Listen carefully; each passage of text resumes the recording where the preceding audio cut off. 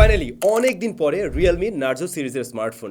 Realme Narzo সিরিজটা সম্বন্ধে আমরা কি বুঝি যে কম দামের মধ্যে গেমিংয়ে একটা ভালো ফোকাস দেওয়া হয় বা গেমিং সেন্ট্রিক টাইপের ফোন তৈরি করে অল্প বাজেটে। হ্যাঁ, গেমিং ফোন তো আর এত কম দামে হয় না, বাট ওরা একটা ভালো প্রসেসর দেয় এবং গেমিংয়ের জন্য একটু স্পেশালি অপটিমাইজড করে দেওয়া ট্রাই করে। নার্জো 70 টার্বো সেরকম একটা স্মার্টফোন যাদের বাজেট কিনা 25,000 প্লাস 30,000-এর নিচে রয়েছে, এরকম প্রাইস পয়েন্টে গেমিংয়ের জন্য একটা ডিভাইস চুজ করতে চাচ্ছেন, আজকের ভিডিওতে তারা মিস করবেন না ডেফিনেটলি। তবে এটাও মাথায় রাখতে পারেন কিছু জায়গায় তো কমতি আছেই, গেমিংয়ে ফোকাস দিলেও কিছু জায়গায় কমতি থাকবে, খুব স্বাভাবিক, সেটাও আপনার জানা উচিত কেনার আগে।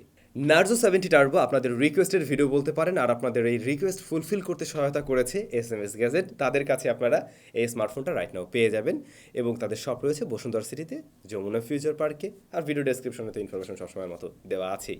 দেখতে মোটামুটি খারাপ না, ভালোই। এটা বেশ স্লিম একটা স্মার্টফোন। এর আগে নার্জোর ফোনগুলো মোটামুটি মোটাই পেয়েছিলাম, বাট সে তুলনায় এটা বেশ স্লিম।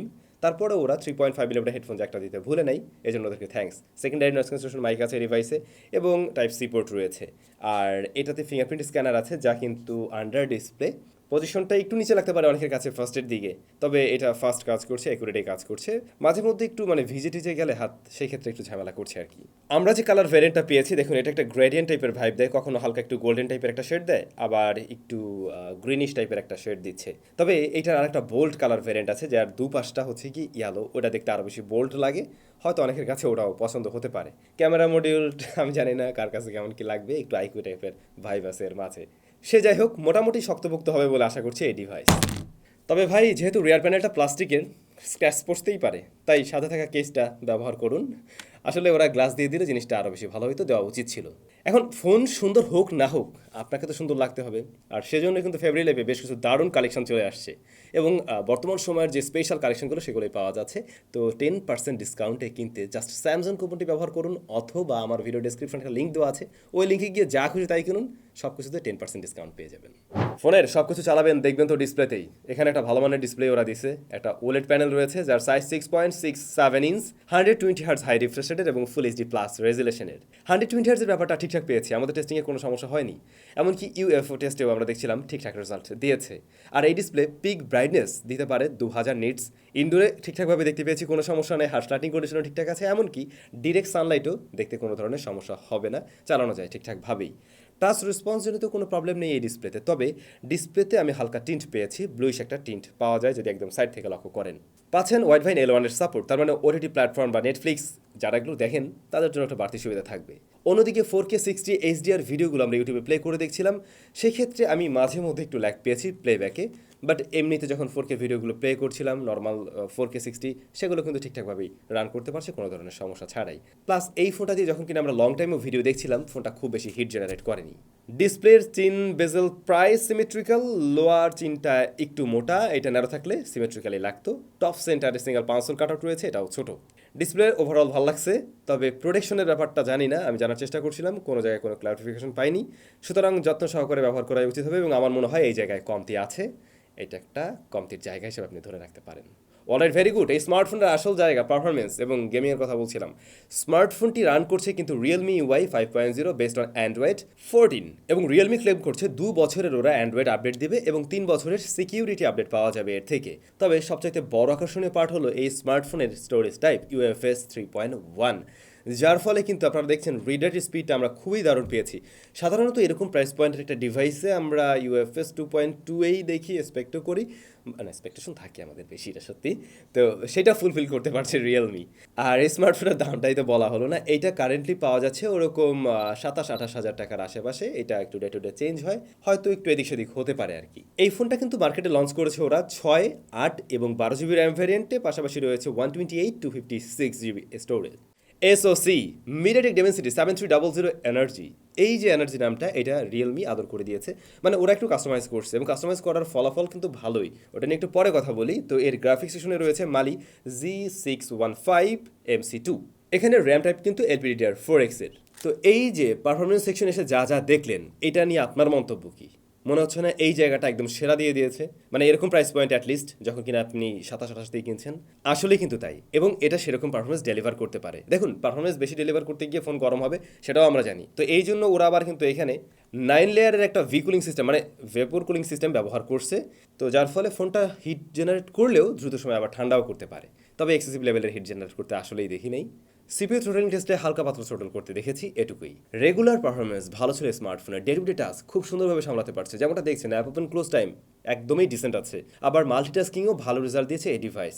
যদি বেশি আপনি কাজ করার প্ল্যান ট্যান থাকে অ্যাট এ টাইম, সেক্ষেত্রে আপনি 8-12 চয়েস করতেই পারেন, 6 জিবিতে একটু কমতি পাবেন। তবে তারপরও আমরা দেখছিলাম 6 জিবি র্যাম ভ্যারিয়েন্টের স্মার্টফোন দিয়েও ইজিলি আপনি চাইলে 7-8 অ্যাপ্লিকেশন হ্যান্ডেল করতে পারছেন সহজেই। সেগুলো ভারী অ্যাপ্লিকেশন হলেও সমস্যা নেই, র্যাম ম্যানেজমেন্ট ভালো, এবং এই স্মার্টফোনকে কখনো হ্যাং ল্যাগ মারতে আমরা দেখিনি। তবে ভাই, বাড়তি যে জিনিস পেয়েছি যেগুলো আপনার কোনো কাজে লাগবে না, সেগুলো হলো ব্লোটওয়্যার, যেগুলো অবশ্যই আনইনস্টলেবল, মানে আপনি চাইলে এগুলোকে সহজে ইনস্টল করতে পারবেন, কিন্তু ওগুলো মানে ফোনটাতে ঢোকার পরে এগুলো দেখে আপনার মনে হবে এরকম ইচিং বিচিং টাইপের কেন আর কি। তো একটু ক্লিন করে নিলে আর একটু বেটার ভাই পাওয়া যাবে। মিড রেঞ্জ বাজেটের স্মার্টফোন হলেও হাই মিড রেঞ্জ বাজেটের স্মার্টফোনের মতোই একটা পাওয়ারফুল পারফরমেন্স ডেলিভার করতে পারে। তবে গেমিংয়ের অবস্থায় কি, আমরা যেমন শুরুটাই করি পাবজি দিয়ে, এবং মজার ব্যাপার হচ্ছে লোয়েস্ট গ্রাফিক্সে আপনি 90 এফপিএসে প্লে করতে পারবেন। এই প্রসেসরযুক্ত অন্যান্য স্মার্টফোনে কি এরকম কিছু দেখছেন? আমার মনে হয় না দেখার কথা। বাট ওই যে রিয়েলমির অপটিমাইজেশন এনার্জি নামটা দিয়েছে, এবং তাতে করে এখানে কিন্তু আপনি 90 এফপিএস পর্যন্ত পাচ্ছেন। বাট 90 এফপিএস এর ক্ষেত্রে যে একদম পুরো স্টেবলভাবে পেয়েছি এমনটা না, আমরা কিছুটা ফ্ল্যাকচুয়েট করতে দেখছিলাম। এটা 75 থেকে 89 এর মাঝেই ওঠানামা করছিল কিছুটা, তবে স্টেবল পারফরমেন্স পেয়েছি 60 এফপিএসে। সেক্ষেত্রে লং রানেও ফ্রেম রেট ওঠানামা করতে দেখিনি, এবং স্টেবলভাবে পারফরমেন্স ধরে রাখতে পারছিল, কোনো ধরনের ল্যাগ হিসেবে দেখাও পায়নি। ইভেন অ্যাকশন মোমেন্টেও এই স্মার্টফোন বেটার রেজাল্ট দিয়েছে। তো রিয়েলমির এই ডিভাইস অবশ্যই জিটি মোড আছে, সেটা অন করে নিয়েছিলাম, এবং জিটি মোড থেকেও কিন্তু এপিএস মিটার দিয়ে আপনি নিজেও দেখতে পারবেন যে আসলে কী অবস্থা, সেভাবে আমরা টেস্ট করে দেখছি। তো প্রতিটা জায়গায় দেখছিলাম আসলে এটা স্টেবল পারফরমেন্স ধরে রাখতে পারছে, এমনকি এর মানে ফুল যে পারফরমেন্স সেটাও ডেলিভার করতে পারছে আর কি। গেনশন ইম্প্যাক্ট, যা মোবাইল ফোনের উপরে ভালো রকমের একটা প্রেশার দিতে পারে, তো ওইটা বাই ডিফল্ট সেটিংসে দেখছিলাম, মানে 30 এফপিএসে, সেখানে কিন্তু স্মুথ পারফরমেন্স দিচ্ছিল। কয়েকবার টুকটাক একটু স্ট্যাটা লক্ষ্য করছিলাম, তবে যখন কিনা 60 এফপিএস নিচ্ছিলাম কাস্টম গ্রাফিক্সে, সেক্ষেত্রে গিয়ে একটু ওঠানামা করতে দেখছিলাম ফ্রেম রেট, লাইক 53 থেকে 60 মাঝে ঘোরাফেরা করছিল। এবং এই মোমেন্টে গিয়ে লং রানে মোটামুটি প্রায় 35 মিনিট গেম প্লের পরে এই স্মার্টফোনটা হিট জেনারেট করতে পারছিল 38 ডিগ্রি প্লাস, যেটা আমার কাছে মানে মনে হয়েছে এটা ঠিকঠাকই আছে। তবে গরমটা হলেও খুব দ্রুতই আবার কুল করতে পারছে এর কুলিং সিস্টেম। এছাড়া ফ্রি ফায়ার ট্রাই করা হয়েছিল আলট্রা গ্রাফিক্স আলট্রা ফ্রেম রেটে, এবং স্মুথ রেজাল্ট দিয়েছে। এছাড়াও আমরা ট্রাই করছিলাম এটাতে COD, call of duty mobile, সেই গেম থেকে আরও স্মুথ রেজাল্ট পেয়েছি, খুবই অপটিমাইজডভাবে স্মার্টফোনের সাথে রান করছিল। তো ভাই, এটুকু বলাই যায় গেমিং আপনাকে সন্তুষ্ট করতে পারবে যদি 30 এর নিচে আপনার বাজেট হয়ে থাকে। এখন আবার এটা ভাইবেন না যে এটা একদম 50,000 টাকা বা 40,000 টাকার স্মার্টফোনের সাথে কম্পারেবল, বিষয়টা কিন্তু এরকম না। বাট ওরকম প্রাইস পয়েন্টে 30 এর নিচে, সেই জায়গায় এটা গেমিংয়ে আপনাকে সন্তুষ্ট করবে। গেমিং ফোনের ক্যামেরা খুব একটা সুবিধাজনক হয় না, আমরা জানি এটার কি অবস্থা। রিয়ারে মেইন শুটার 50 মেগাপিক্সেল, এরপরে 2 মেগাপিক্সেল, এই যে যেমনটা বললাম। আলট্রাওয়াইড কেন নাই ভাই? এরকম প্রাইস পয়েন্টের একটা আনঅফিসিয়াল ডিভাইস থেকে ডেফিনেটলি আমরা আলট্রাওয়াইড আশা করব। তো ওরা চাইলে এই 2 মেগাপিক্সেলটা না দিয়ে একটা আলট্রাওয়াইড দিয়ে দিলে ওটা বেশি কাজের হতো, এই ঘাটতি পূরণ করার না। এরপরে ফ্রন্ট ফেসিং ক্যামেরা রয়েছে 16 মেগাপিক্সেলের শুটার। তো ডে লাইট কন্ডিশনে এই স্মার্টফোন যেমনটা আমরা দেখছি, আসলে ডাইনামিক রেঞ্জ হ্যান্ডেলটা ততটা ওয়াইডার পায়নি, যেখানে আরেকটু বেটার করার মতো জায়গা ছিল। হেভি এক্সপোজার এরিয়াগুলো দেখুন খুব একটা ভালোভাবে ক্যালকুলেশন করতে পারছে না। রিয়েলমির টোনটা বিদ্যমান, ওই যে ওয়ার্মিশ একটা টোন থাকে, আর ছবিগুলো একটু স্যাচুরেটেড লাগছিল আমার কাছে, ভাইব্রেন্ট না, আসলে একটু স্যাচুরেটেডের দিকে নিয়েই প্রেজেন্ট করছে ছবিগুলো। একটু জুম করে যদি দেখতে যান সেক্ষেত্রে বুঝবেন ডিটেলেরও অভাব রয়েছে আর কি। এখন এই ক্যামেরাকে যদি আমরা 20,000 বা 22,000 টাকার আনঅফিসিয়াল ডিভাইসের সাথে কম্পেয়ার করি, দেন কম্পেয়ারেবল বা তাদের অনেক ফোন থেকে এগিয়ে থাকবে। বাট যখন কিনা আপনি 27-28 দিয়ে কিনছেন, তখন কিন্তু এর আশেপাশে কম্পেয়ার করবেন, এবং সেই জায়গায় এর চাইতে বেটার ডিল আছে, সেটা নিয়ে আমরা আরেকটা ভিডিওতে কথা বলছি। যেমন ধরুন আমি যদি বলেই দিই, স্যামসাং গ্যালাক্সি M35, ওই ডিভাইসের ক্যামেরা কিন্তু এর চাইতে মোর বেটার। এই যে ফোনটা আমার কাছে আছে, ডে লাইটের পাশাপাশি লো লাইটেও এটা খুব একটা ভালো কারসাজি দেখাতে পারেনি। নাইট মোড আছে, অন করে নিলে তুলনামূলক বেটার আউটপুট পাবেন, স্টিল কন্ট্রাস্টি লাগছে, এবং গ্রেনের নয়েজের দেখা পাওয়া যায়। সো নাইট মোডটাও খুব আশানুরূপ পাওয়া যায়নি। পোর্ট্রেট মোড আছে এতে, অবশ্যই এজ ডিটেকশন ভালোই ছিল বলবো, ব্যাকগ্রাউন্ড ব্লাইন্ডনেস আর্টিফিশিয়াল লাগেনি, এই জায়গাটা মেনে নেওয়ার মতো ছিল। একটু সফট লাগতে পারে, ওকে, এটা হয় মেনেই নিলাম। আর ফ্রন্ট ফেসিং ক্যামেরাটা এইটা একটু বেশি ব্রাইট করে দিচ্ছে, একটু ওয়ার্মিশ টোন দিচ্ছে, তবে একটু সফট ছিল মেইন ক্যামেরার মতোই এটাও, ডিলেট কন্ডিশনও ইভেন। আর ডাইনামিক রেঞ্জ হ্যান্ডেল ততটা বেটার ছিল না, কাজ চালানোর মতো ছবি পাবেন আর কি। স্মার্টফোন দিয়ে ভিডিও রেকর্ড করা যায় মেইন ক্যামেরা সর্বোচ্চ 4K 30 এফপিএসে। ভিডিওটাতে ইআইএস পাবেন মোটামুটি স্ট্যাবল, তবে এক্সপোজার ব্যালেন্স করতে গিয়ে কিন্তু ভালোই টাইম নেয়, এবং ডিটেলের পরিমাণও খুব আহামরি আমার কাছে লাগেনি অ্যাজ এ 4K। তো ক্যামেরাতে না আসলে ইমপ্রুভমেন্টের সুযোগ ছিল। ক্যামেরাতে কমতি আছে, এটা মাথায় রাখবেন অবশ্যই। এই বাজেটে যদি ক্যামেরা ফোন কেনার চিন্তা ভাবনা থাকে তাহলে ভাই এর চাইতে বেটার ডিল আছে, আরও কম দামেও আছে। লাইক এই স্মার্টফোনের দাম মাত্র 23,000 টাকা। আছে 5000 mAh এর ব্যাটারি এবং 45 ওয়াটের চার্জিং সিস্টেম। গেমিং ফোন তো আর একটু বড় ব্যাটারি দিলে খারাপ হতো না, 5500 বা 6000 হলে তো কোনো কথাই ছিল না। তবে এইটা ফুল চার্জ করতে আমাদের সময় লেগেছে চার্জার দিয়ে 1 ঘন্টা 10 মিনিটের মতো, বাট ব্যাকআপ ভালো। আমাদের ইউসেজ তো একটু হেভি ইউসেজ হয় আপনারা জানেন, সেভাবে আমরা মানে আমাদের টেস্টিং পারপাসের মধ্য দিয়ে তাতে আমরা 7 আওয়ার্সের মতো এসওটি পেয়েছি। বাট আই থিঙ্ক যে আপনারা যদি ব্যবহার করেন আপনাদের রেগুলার ইউসেজে আর একটু বেটার ব্যাটারি ব্যাকআপ পাবেন।